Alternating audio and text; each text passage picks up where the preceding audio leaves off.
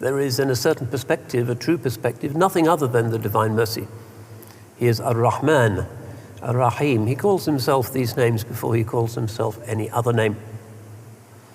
Sometimes people, especially nowadays, in times of trouble and tribulation, think religion is a frightening thing for frightened people in a frightening age, and it's all very tight, that we curl up like a hedgehog. I don't know if you know a hedgehog, a little animal with spikes. When it's frightened, it curls up in a ball, and it's impossible to pick up because it's so prickly. Sometimes people can be like that.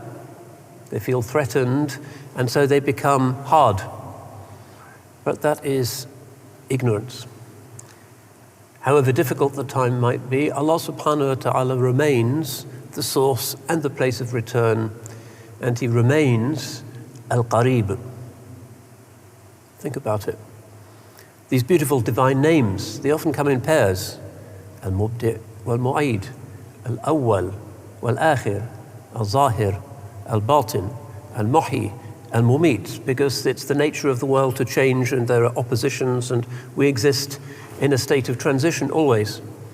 He is the one who begins, He is the one who brings us back. He is the apparent, He is the hidden, He is the first, He is the last. But this name Al-Qarib, He never calls Himself Al-Ba'id. Never He calls Himself the distant one, because He can't be. Because the world is just the substance of His mercy and His compassion and His good intention towards everything that He has made. And of course what He makes is by definition perfect on God's terms. Sometimes to us it feels imperfect, but on God's terms everything is perfect as it is meant to be. And the wisdom of wilaya and of this capacity to be shahid, witnessing, is that we see things as being amazing. It's the delight of the believer.